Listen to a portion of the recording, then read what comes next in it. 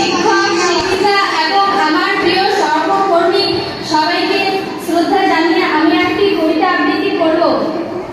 মানুষ করুন স্যার, কবি দীপক চন্দ্র দাস। মাস্টার মশাই, কি ভাবছেন? কি হচ্ছে চারিদিকে? কি দেখছেন? কি শুনছেন? খবরের কাগজে, টিভিতে, সোশ্যাল মিডিয়ায়?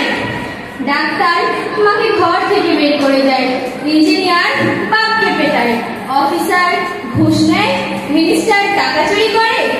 মাস্টার মশাই, কি ভাবছেন? এদের আপনিই পড়িয়েছেন?